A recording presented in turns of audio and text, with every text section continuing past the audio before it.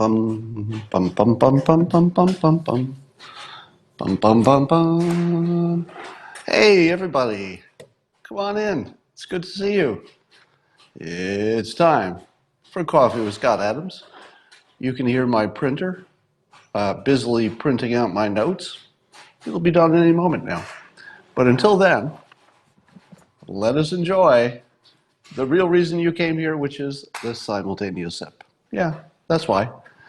And you don't need much to enjoy the simultaneous sip. All you need is a cup or a mug or a glass, a tankard, chalice or stein, a canteen jug or flask, a vessel of any kind.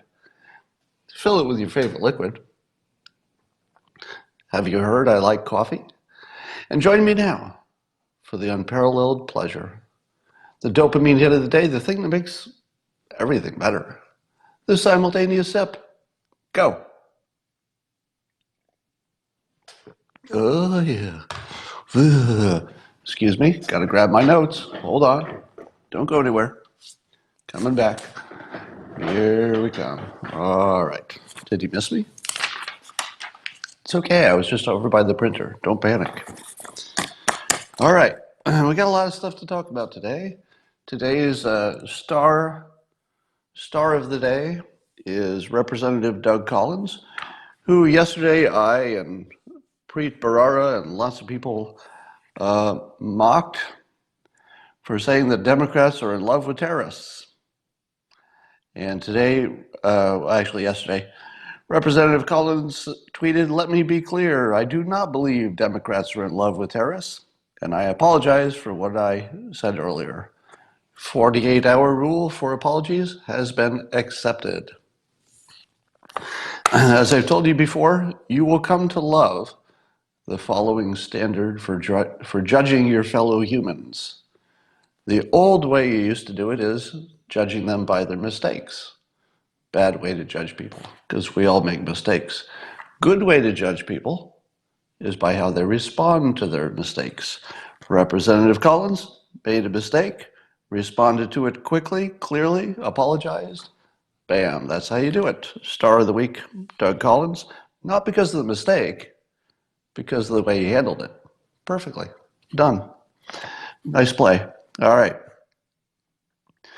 There's something maybe interesting happening that people can smell before they see it involving the Iranian situation. And that has to do with the way they're dealing with the news, which no doubt they did not want to admit, which is apparently they are, not apparently, they are responsible for firing the missile that took down the Ukraine airlines, killing many of their own citizens and some others as well. So Iran has now taken full responsibility. And people are wondering if that suggests that they're more flexible, meaning that it seems like the sort of response you might give if you're thinking, you know, we need to rejoin the international community. Anybody else in this situation would admit responsibility and just handle it. And Iran did that. Now, I think they also had no real choice because the evidence was, I mean, it was just obvious to people even before the investigation, right? Is there anyone who really thought that anything else was going on other than Iran shot it down accidentally? I think we all knew that. So admitting something that everybody knows is maybe not the biggest step in joining the international community, but it's not nothing. All right, at least it's a step in the right direction. But there's something very interesting about the way it happened. So it turns out that the head of the, I guess it's the Iranian Guard. Who is it? The Iranian, what do they call themselves? The commander of Iran's Islamic Revolutionary Guard Corps. So he said that he had requested all commercial flights in Iran be grounded until tensions with the U.S. cooled off. Now, who used to be the boss of Iran's Islamic Revolutionary Guard? Well, my understanding is that it was Soleimani, right? He was the boss. He was the boss of all the military um, and intelligence forces. So this commander of Iran's Islamic Revolutionary Guard talked to another branch of the armed forces who were authorized to ground planes. So I guess the Iran's Islamic Revolutionary Guard did not have the authority to ground the planes, but they asked for the planes to be grounded by another force in the military, and the other force in the military didn't do it. We don't know why, but they didn't do it. Let me ask you this. If Soleimani had been alive, who was the boss of both groups, he was the boss of the military, he was the boss of Iran's Iran's Islamic Revolutionary Guard. If Soleimani had been still alive, do you think those flights would have been in the air? I don't think so. And by the way, I think I'll be the first person to tell you this, but by later today you might hear it on the news. But if you know that two members of the military who used to both report to the same guy can't get their messages straight, and one of them is asking for something completely reasonable and the other one's not doing it, that suggests that missing Soleimani might be a bigger problem than we thought. It might be a bigger problem internally. You know, we always imagine that unintended consequences only happen to our own side. Well, there's a pretty big unintended consequence that might be happening internally, which is jockeying for power and finger pointing and probably a lot of scrambling to figure out who's in charge and who's really in charge. You know, there's who's in charge on paper, and then there's who's really in charge. So I got a feeling there's some internal confusion within Iran that may not be getting better anytime soon. Um, so we got that. It has been a few days now, and we have not seen so far, correct me if I'm wrong, any of Iran's proxies attacking any of our assets. Now, the reporting is that Iran actually told its proxies to step down, to stand down. And I think maybe that's true. We'll have to, time will tell. But I would like to offer this new thought. There's something about tragedy that focuses you like other things don't. We saw it in our country, we saw it with 9/11, right? 9/11, for good or for bad, focused this country like few things can focus. Pearl Harbor focused this country like few things can focus. So there's something about tragedy that does cause a country to come together and focus. And I would argue that Iran's frame just changed. And what I mean by frame is the way we look at a situation, the framing we put on the situation changed. And here's the change. I think the change went from Iran versus the United States. That was the old frame. We're fighting you, you're fighting us. We're at each other. But this tragedy accidentally changed the frame. And I would describe it this way. Iran is only hurting itself. If you're in Iran, doesn't it feel like whatever your government has been doing in terms of what's happening with the United States, et cetera, doesn't it feel like you're only hurting yourself now? Because the US lost exactly 0 people.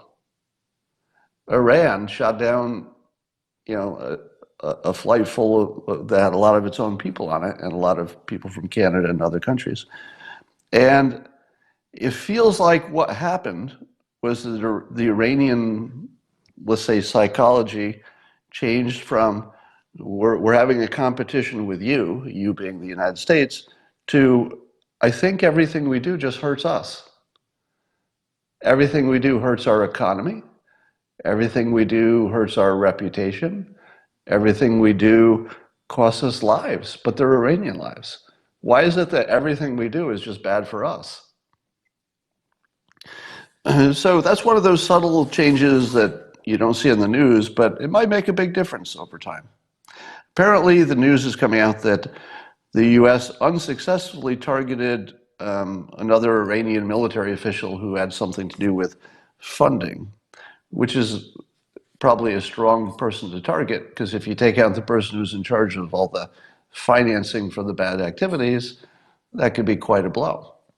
But apparently that operation did not work. We did not take him out. But what message does that send? It's really a different message if you tried to go after two, or maybe there were more. Maybe we'll find out later there were more than two. But your decapitation strike looks a little different if it's two people than if it does one, even if one of them didn't work. Sorry, my cat is ruining my video here. Cat, you are not allowed to be on camera. All right. I'll try to control her. So it does send us different message if there were two targets, because that makes it feel like nobody's safe. If you target one person, you could imagine in your mind, oh, okay, there was something very special about that one person. So they're done once they've got that one person. But as soon as you hear it was two people, you say to yourself, apparently it's not limited. And that's a really different psychological message, which is, no, it's not really about that one person. And by the way, he's still alive. So, don't go to the airport. Here's, all right, what else we got here? Sorry, my cat just really needs some attention right now. I've got a poll up on Twitter that got a very interesting outcome. You're seeing her tail. If you're wondering what that furry thing is that keeps surrounding my neck, that's my cat's tail. So I put a survey up and I asked this question, a hypothetical question, on Twitter in a poll. And I said, if a wizard offered to double your income, all right, you can all play along. If a wizard offered to double your income, and the only catch is that it would quadruple the income of the super rich, would you accept? I'll put that question to you, and you can answer it in the comments before I tell you the actual answer. This cat is just going crazy on me. I have to tell you that last night she got out of the house. She's an indoor cat, but she got out last night, so she was missing in action on a cold night. And when she finally returned, hours later, she was very glad to be in a warm house. So, all right. So, what do you say? I'm watching your answers. Yes, yes, yes. No. Yes, yes, yes, yes. Of course, yes. All right. Let me jump ahead to the answer. The answer is yes. Yes. If somebody offers to double your income, even if they've quadrupled the income of strangers who are the super rich. Remember, I refer to them as the super rich. Now, super rich, let's call that billionaires. Now, there are people who thought, wait a minute, this is a trick.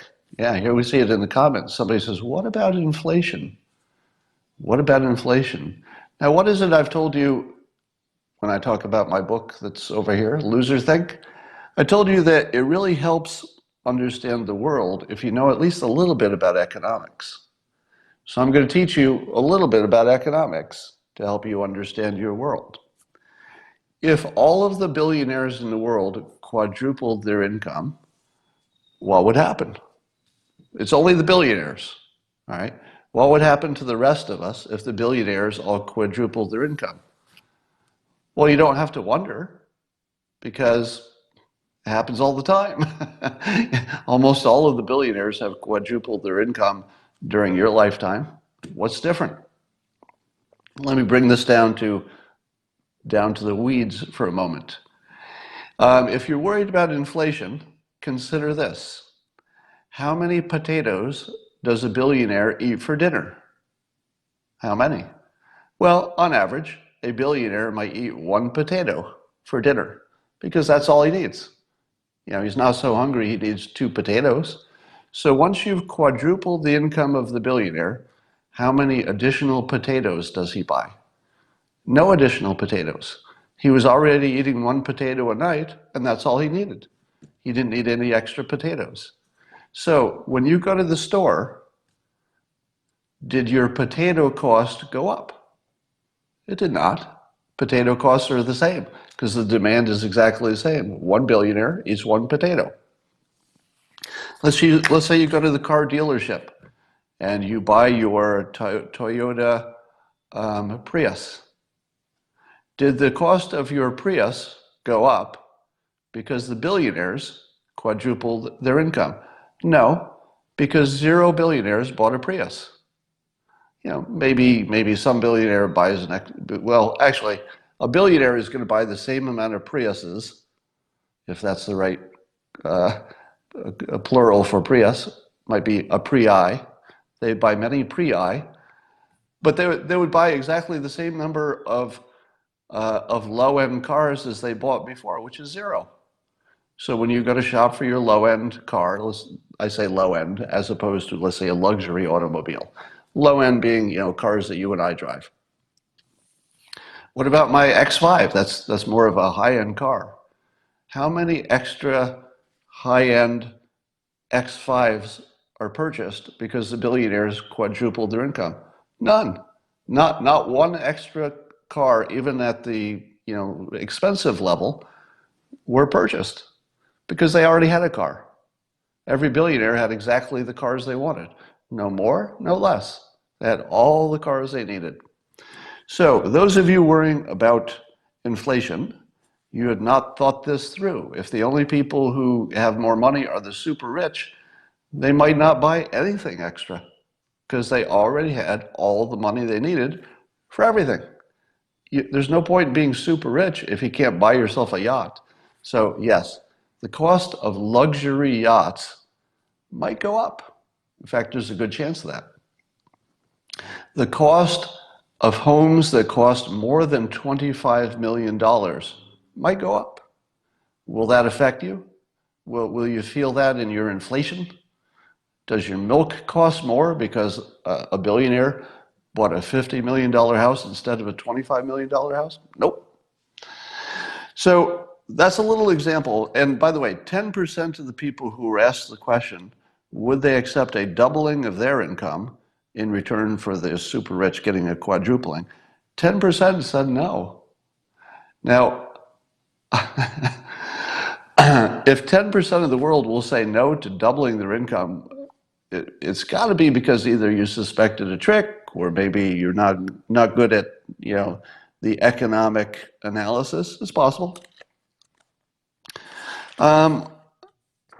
Do you have a minute? I'd like to end racism and sexism, if you have a minute. I was thinking the other day, Scott, how can I end racism in this country, as well as sexism and any kind of LGBTQ discrimination? Scott, how can I do this? And I would like to offer you the following solution. I call it the theory of infinite variety of humans. I just named it. I didn't really call it anything until just this moment. So here's the theory. It's a different frame for understanding our reality. Our current frame says you got your men, you got your women, you got your gays, you got your transgenders, you got your blacks, you got your whites, you got your Asians, you got your Hispanics. Right? That's the current model, is that there are categories and you're in one or more of the categories. What happens when you imagine a world in which there are categories and you also imagine that you can sort people into the categories? Oh, you're a woman, you're also Hispanic. Okay, you go into the Hispanic woman category. That's who you are. What happens when you see the world that way? Well, what happens is you revert to teams. Because as soon as you know what team you're on, you go, oh, wait, I'm on the older white guy team in America. Okay, that must be my team. What is the automatic biological reaction to being on a team? You can't turn this off. It makes you think that the other team needs to be defeated, needs to be controlled, but you want your team to win because it's your team. There's no thinking involved. It's just like, well, I'm on a team. I want it to win. So here's the new framework, the infinite variety of humans framework. This, by the way, has been my own mental model forever, which is one of the reasons that sort of classic discrimination, racism, prejudice, etc., confuses me. Here's what confuses me. Have you ever seen, let's say, white supremacists or racists say that white people are awesome because white people invented a lot and built a lot?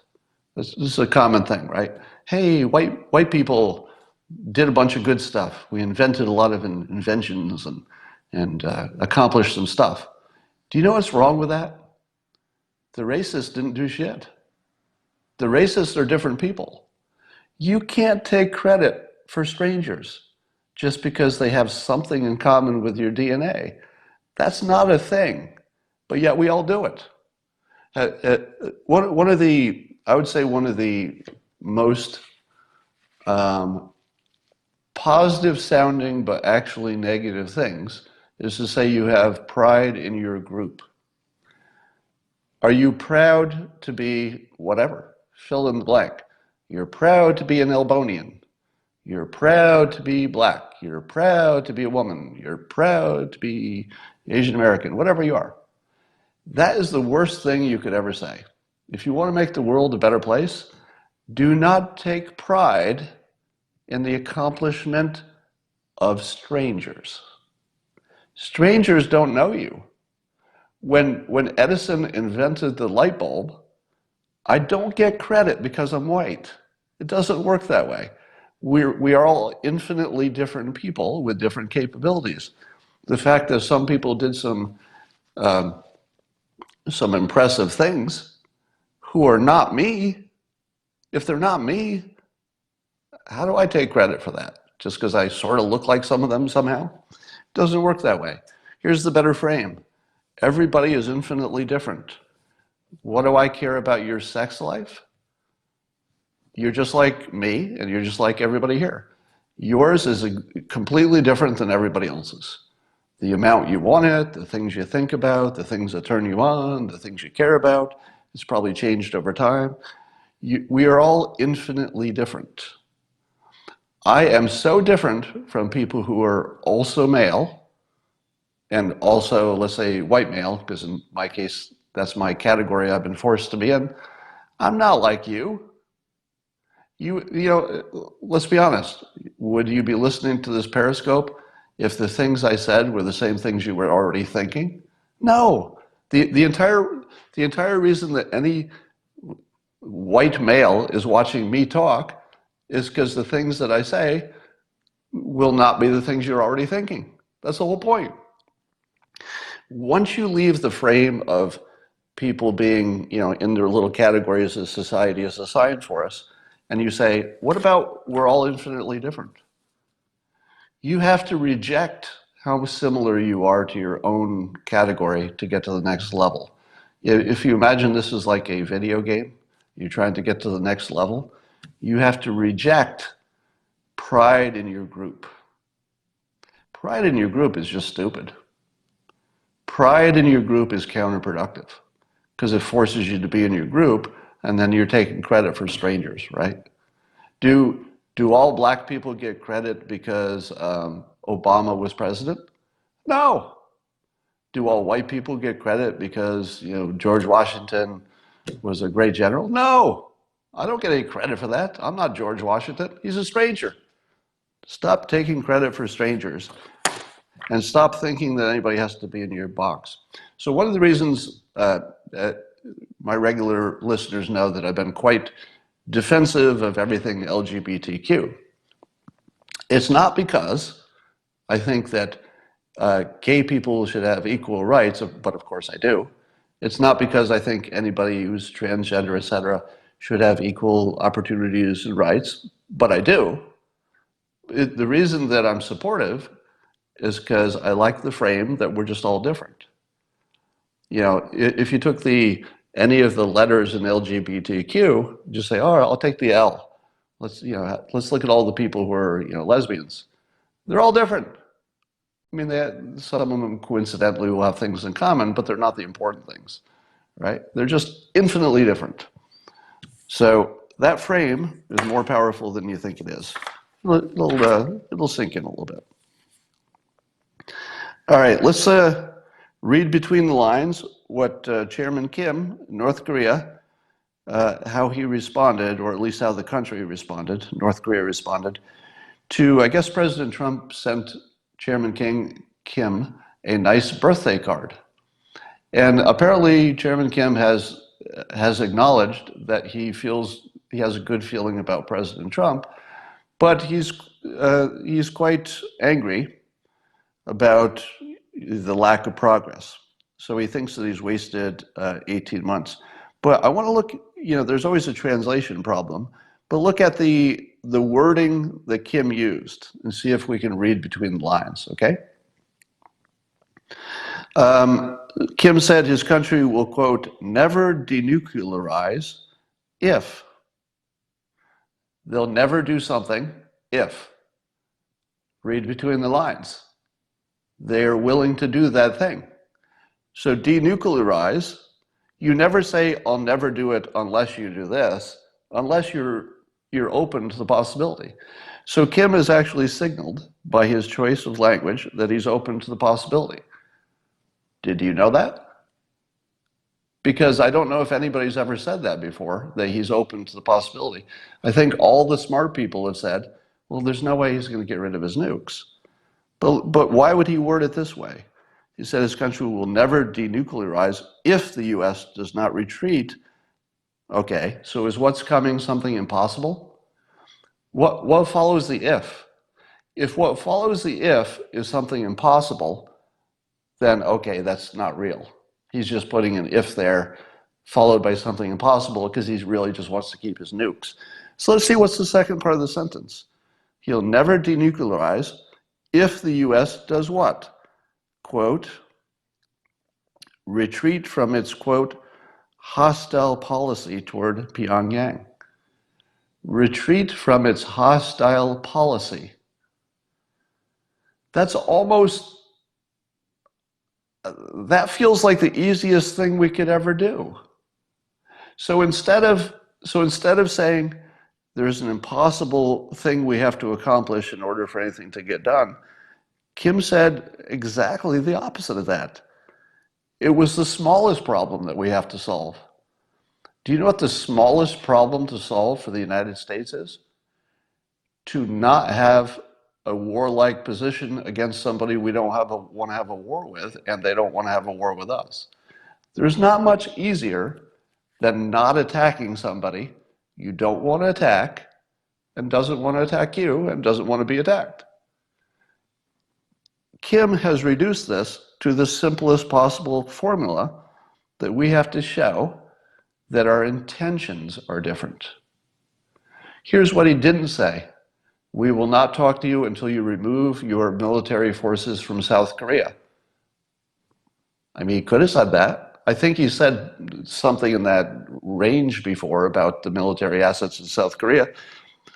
But he didn't say that. He didn't even say remove your military assets. He said change your policy. What happens if President Trump said, we're stalled on this.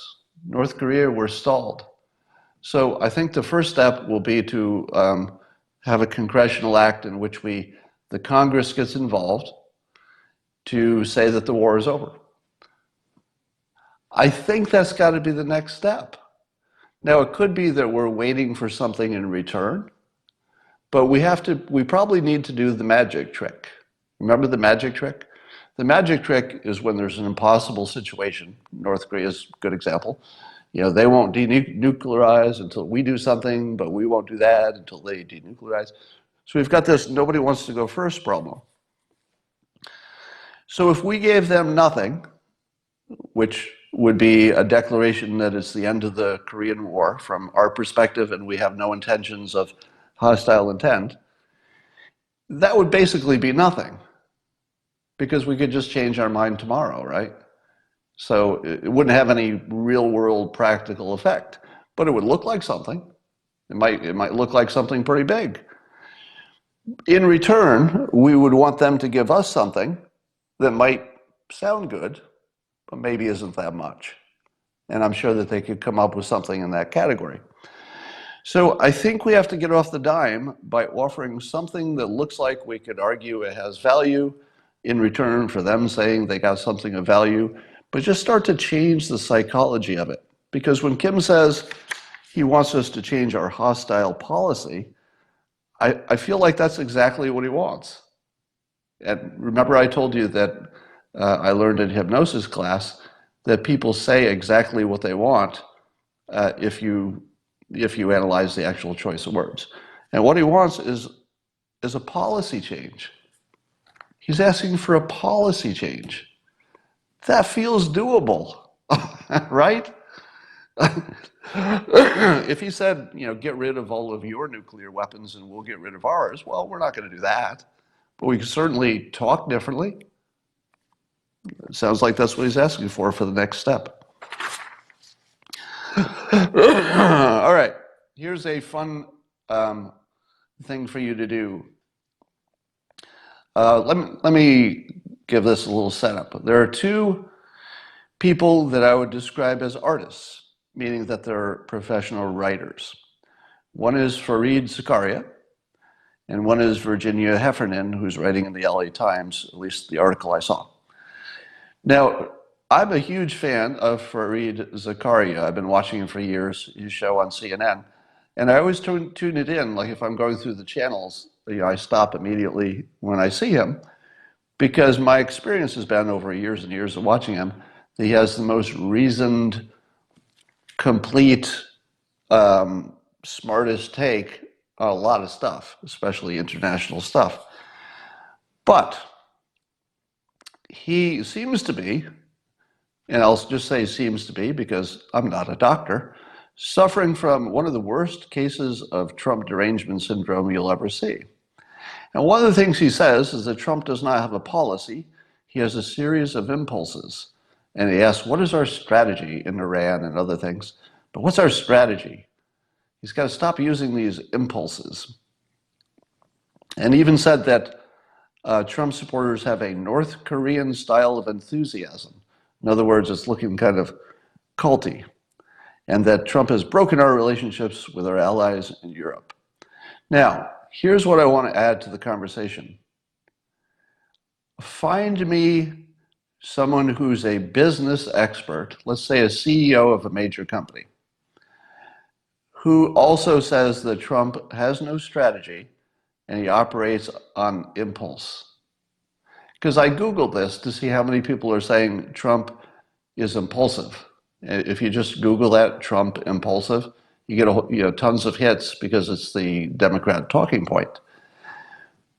But what I was looking for is to see how many people with business experience say that.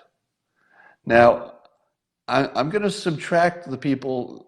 All right, I'm going to subtract the people who are sort of professional critics of the president. So I think Mark Cuban's more, he sort of crosses the line into, I think he's on a team. So the team players are not going to be quite as useful for this. But let's just say somebody who's on CNBC and they're just a CEO or a business expert. My take on this is that people who have experience in business do not say things such as somebody is operating on impulse and they don't have a strategy, because it's not a thing. Business people know it's not a thing. This is an artist take. The artist take is that you can read minds of strangers. And you can see that there's no thinking in there. It's just a bunch of impulses.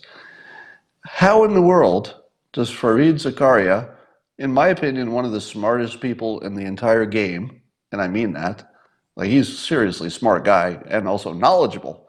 So he's smart and knowledgeable. That's pretty good.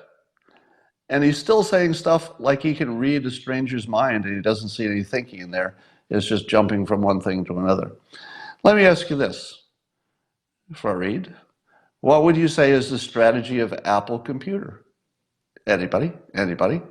If strategies are good things, you'd expect our biggest corporations to have one.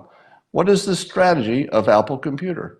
Now, I know you can all answer the question, right? You say stuff like, well, Apple Computer is a company that makes computers.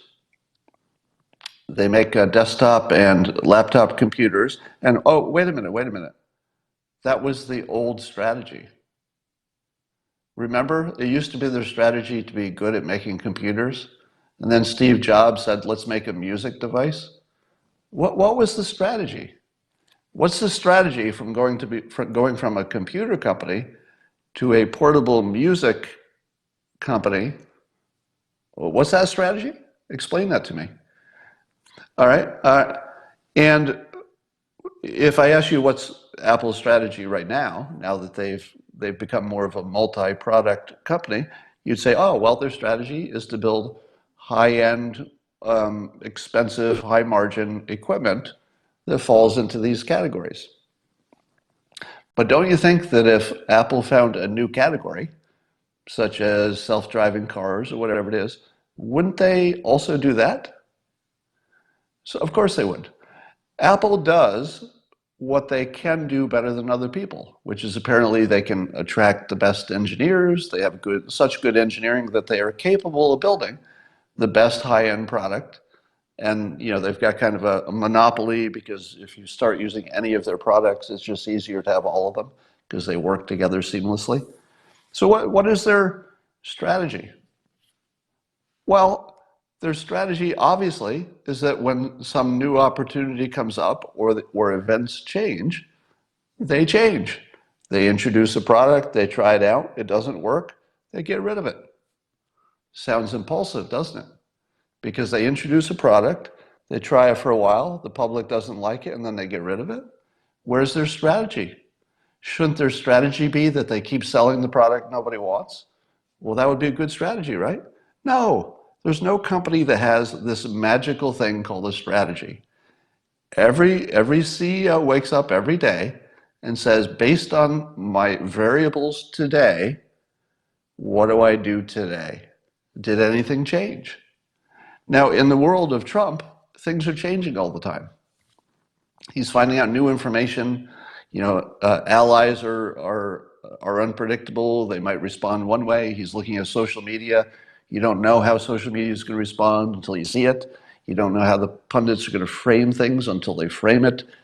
Trump is in a world where everything's changing all the time. It wouldn't even make sense to have a strategy, because he would have to change it every 10 minutes because the variables change. You don't have one strategy no matter what the variables are. That's not even a thing. It wouldn't make sense to have one strategy no matter what happens in the world. As soon as something happens, you got to reassess your strategy. Maybe it works, maybe it doesn't. If it doesn't, you change it. So here's my larger point. Only the people who do not have experience running, as, let's say, managers in a traditional setting. Some of this, I think Fareed he's been an editor before, but that's sort of still in the writing world, journalism world. I think people who have run big businesses don't say things like, where's the strategy? Because it doesn't make sense. It's a nonsense statement. It doesn't mean anything in a world where everything's changing all the time. Trump's approach of waking up today and saying, what do I do today, based on today's variables, including any changes in the way he's thinking about things.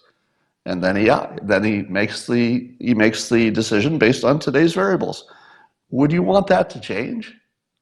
Would you want that to be different? Beyond that, there's certainly some things about, and the examples that Fareed gives is that Trump will say, I want to get out of the Middle East, but then he'll be sending troops in. So how does that make sense? He wants to get out, but he's increasing engagement. To which I say, Fareed, it makes sense because the variables changed.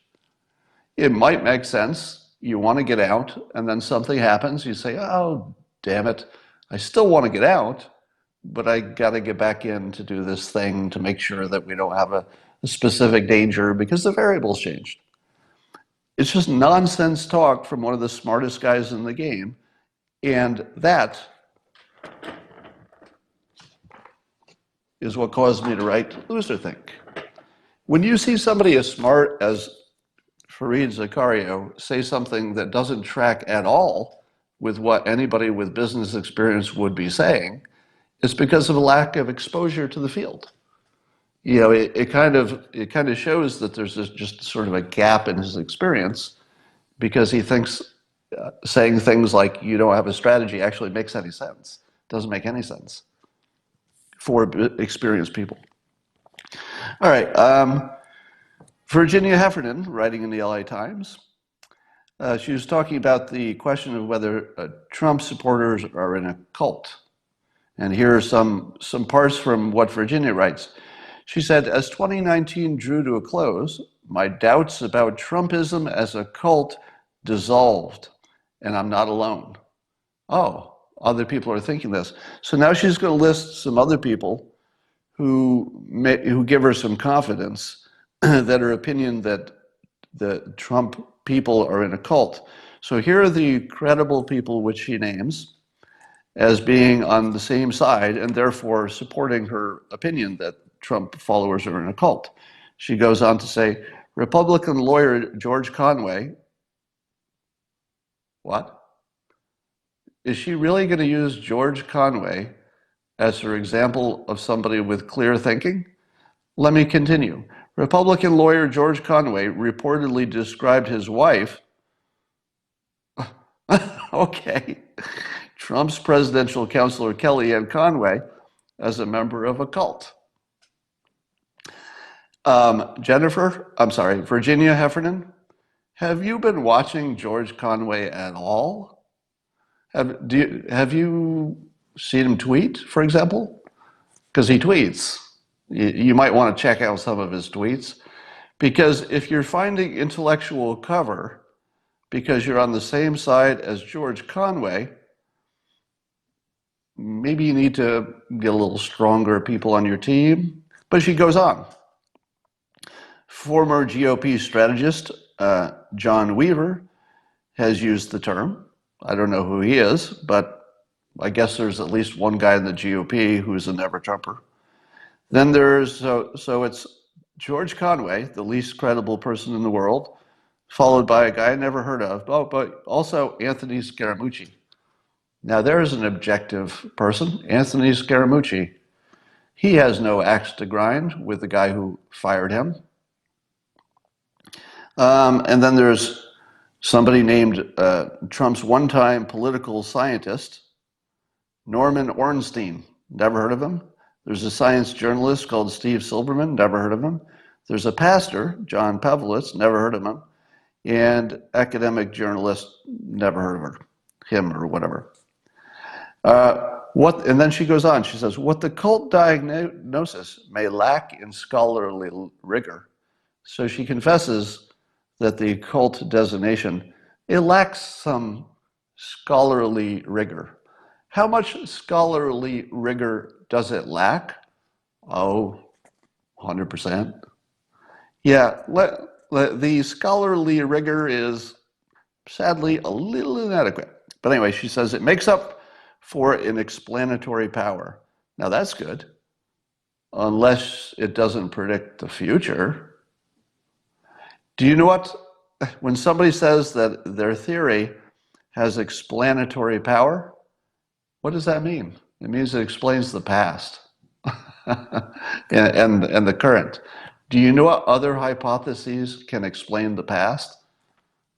Almost all of them. And what do I teach you more often than you want to hear? You can come up with lots of theories that explain the past. Have you seen climate science? Climate science has 100 different, or lots of them, at least 100 different climate models, which start at the point of already explaining the past. 100 completely different models, they all explain the past and they're all different variables. How hard is it to explain the past? Too easy. It's real easy. Just ask Hillary Clinton to explain why she lost. It's easy. It's Russia, it's sexism, it's she didn't go to the. Everybody's got a theory for explaining the past. You want to impress me?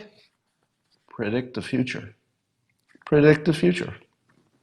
If you want to impress me with your worldview, tell me what's going to happen next. Because if it can't do that, you don't have a worldview. You have cognitive dissonance and you have confirmation bias. That's what it means when you can explain the past. Everybody can do that. All right. And I love this is also talking about Trump supporters. So it's saying that they've basically changed their personalities from a commitment to libertarianism, family values, or simple logic in favor of Trump worship. So they've given up their personal opinions in favor of Trump worship.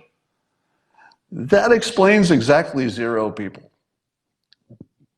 You probably spend time with Republicans. Have you ever met a Republican who gave up their family values because of whatever the president did? Have you ever met a Republican?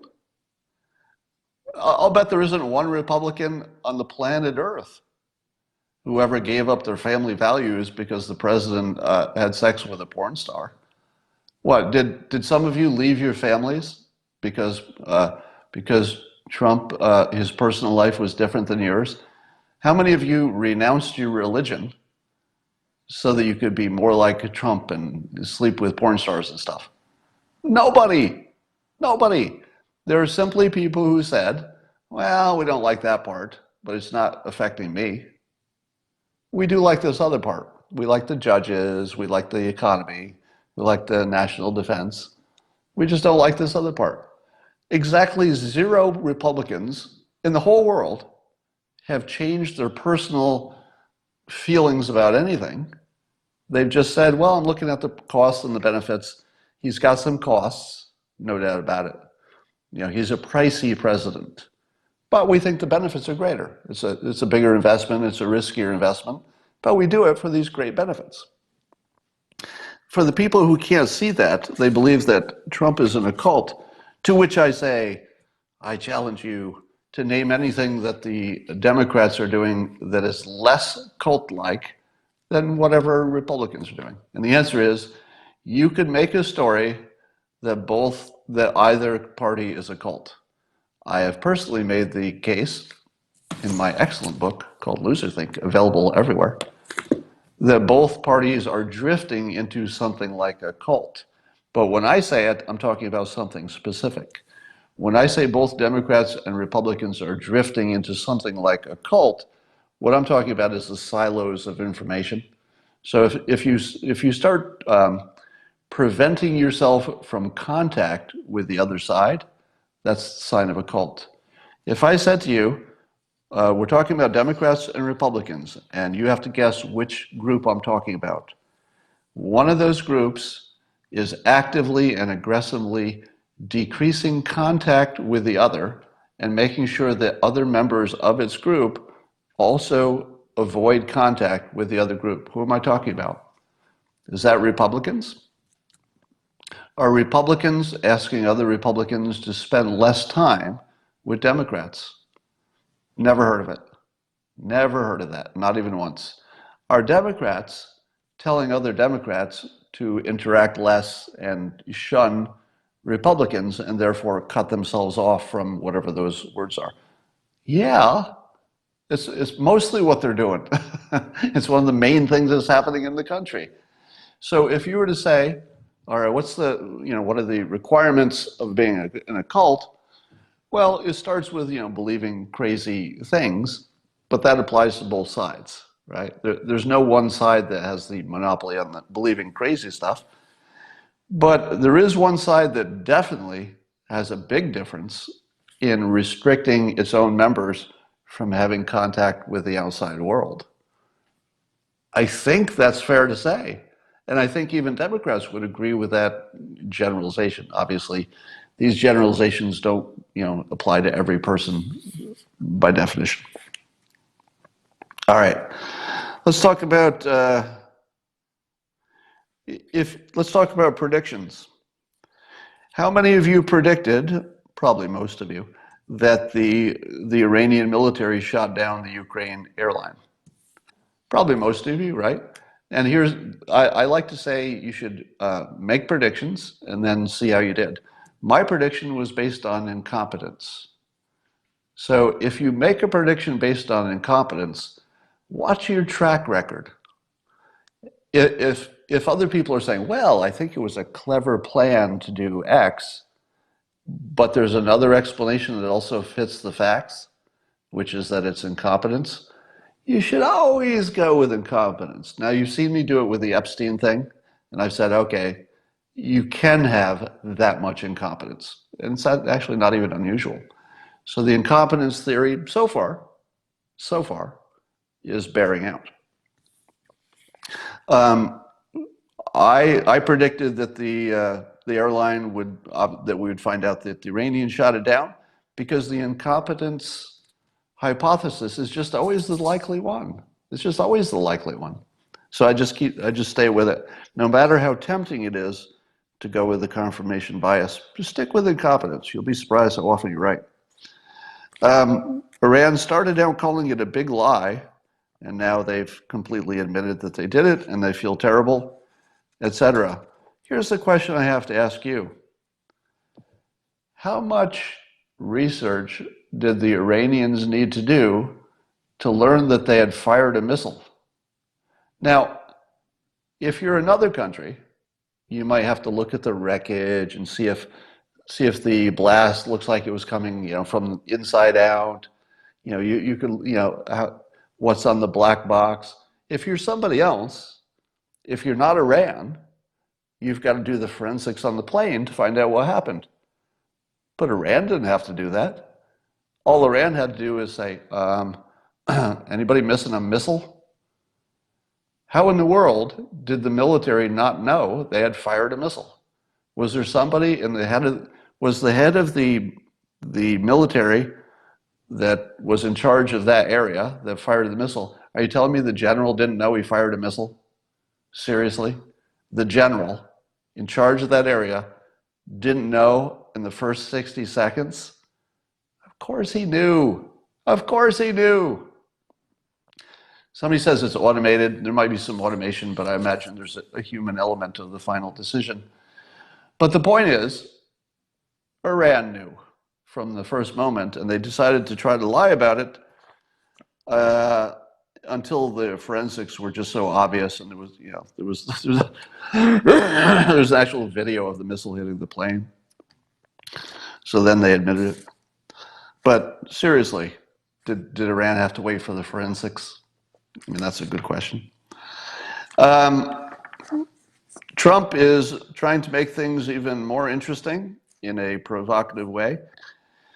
So the White House is apparently putting together a plan to increase the list of banned countries, the countries that can't come to the United States no matter what. And of course, this has a bad history because it started out being called a Muslim ban because most of the countries originally were Muslim majority countries. People are worried that the upcoming additions to the list, which no doubt will be challenged in court again, but the additions people are assuming are mostly or all, probably mostly, Muslim majority countries. So Representative Rashida Tlaib has said that that's straight up racism. To which I say, Representative Tlaib, do you know anything about Islam? Because Islam isn't a race. One of the strongest points about Islamic belief is that it doesn't matter what race you are. That's actually one of the strongest points of the religion, is that they don't care what race you are. I mean, that's like really important. So if the United States bans Muslims, Isn't that a variety of races by definition? I mean, that's the strongest part of the, in my opinion, it's one of the strongest parts, is that they do have that ethic that it doesn't matter what race you are, you just have to have this type of thought, you know, and belief. And I ask you, can it ever be racist to ban people based on their common belief system? For example, and I don't want to make this is not a comparison. All right, so the next thing I'm going to say is I'm not comparing it to Islam. I'm just taking you down a mental experiment. All right, so nothing I say now has anything to do with Islam. Suppose there was an Elbonian country, and Elbonia, as you know, is over there in that's where it lives. But suppose the people there had a belief that they were superior people and that they should kill all people in the United States. And let's say that was a common belief in Elbonia. It has nothing to do with their race, has nothing to do with their religion. It's not even a religion. It's just a common preference that they should kill all people who are Americans.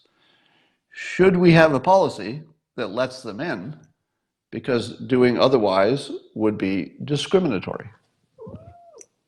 Right? Now, somebody's saying same as Islam. That's not true. It's not the same as Islam, because Islam is a big tent with some people who have extreme thoughts, just like Christianity, more in the past for Christianity. But, you know, the vast majority don't have any thoughts like that. But imagine if they did. Could you, so here's the basic question. Is it ever appropriate to ban people by their common way of thinking and their common preferences for the future? Is that ever allowable? And I would argue that if you had a thriving Nazi party in Europe and somebody applied to come to well, let me ask you this. Oh, here's a perfect example. I need a little fact checking on this, okay? Fact check me, please. If a German citizen who had, let's say, an affiliation, let's say a German citizen who belonged to, no, you couldn't be a German citizen and belong to a Nazi party. Probably have to be some other country. So let's say there's some other European country where they have an actual Nazi party, a modern Nazi party. And there's a member of the modern Nazi party who says, I'd like to immigrate to the United States. Would we let him in? Under our current rules, would we allow an active member of a Nazi party to immigrate to the US? I don't know the answer to that. And again, let me say it as clearly as I can. I'm not saying that there's any comparison to that example to Islam. All I'm saying is that they both are about a way of thinking and a belief system. So forget about the ethnicities of anybody. They're two belief systems. If you believe that the belief system likely had people in it that were dangerous, would our current constitution allow us to ban them based on belief, independent of any race? Let me ask you this. If someone who is a devout Muslim, who was also born in Great Britain, was a citizen of Great Britain, and they wanted to immigrate to the United States, would the United States treat them, let's say, unfairly because of their religion? No, right?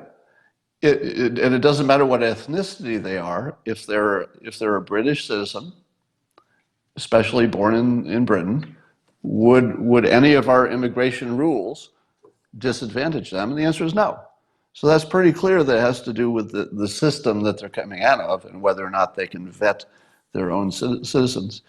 So this is one of those fake arguments in which the critics will try to make it about racism. I don't think there's, it's a tough argument to make, but there'll be more of that.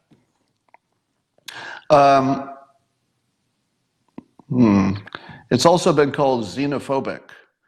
So Representative Jayapal said that the idea of banning some countries was xenophobic. I had to look it up. So I thought I sort of knew what it meant, you know, like xenophobic, not, you know, not liking people from other places or whatever. But the actual definition is fear of strangers, you know, fear of people from other countries and cultures and stuff. And I thought to myself, well, that's actually just what it is. That's exactly what it is. I mean, you wouldn't be contemplating banning some group unless you had a fear of them. So that's exactly what it is. I don't know why that's why would she consider that an attack? Because if we weren't afraid, we wouldn't do it. That's the whole point. So that seems like just a description of what it is. President Trump is saying, a different topic, that we don't want to pull out of Iraq unless Iraq pays us back for all the investments we put there. Now, the first time I heard this, I said to myself, well, that doesn't even sound like it's slightly possible to happen.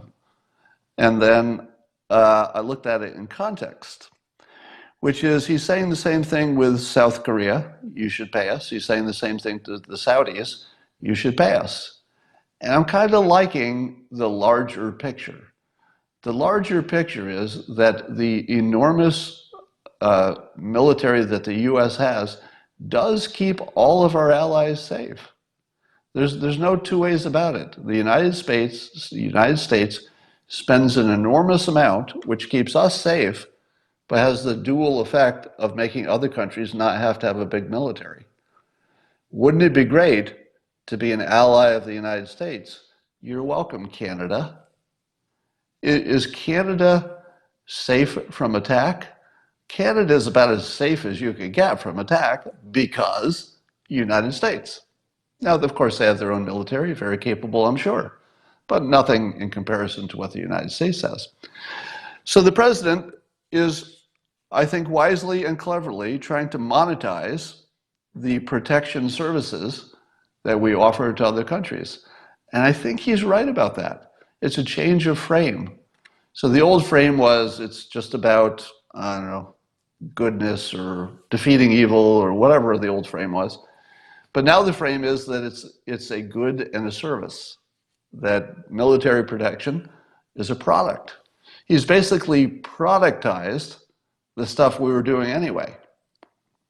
Now, if we weren't doing it in the first place, I might have some complaints about trying to commoditize or turn into a product our military, because that sounds like the worst idea in the world.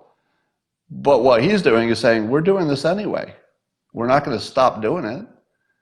And we're doing something that is monumentally beneficial to other people.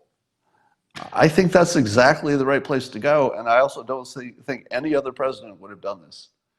It's a sort of radical departure from the way we used to think. He's the only one who could have done this.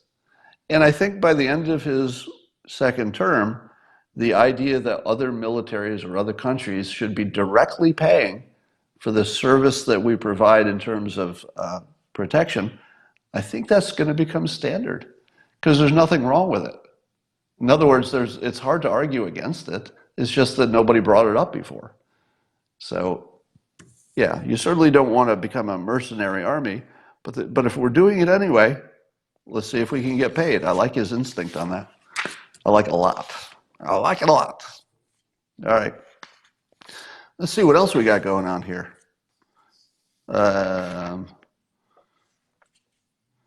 So here's, I think I didn't summarize this as well. The next time you see somebody calling the president impulsive, Google them or check their profile. And what you'll find is that they tend to be journalists and artists. You find me someone who's not already a pundit. You know, Mark Cuban's a special case because he's a successful business person, but he's in the game. So somebody who's not in the game, somebody who's just a business person, and they're not about who's going to win or lose. They're just running their business, trying to stay out of trouble. Find me somebody like that who says that the president's decision making is impulsive and that he has no strategy. I don't think you'll find it. And if you do, it will be a special case. All right. My cat is just going crazy on me today. Somebody says Elon Musk. I'd have to Google that, but I doubt.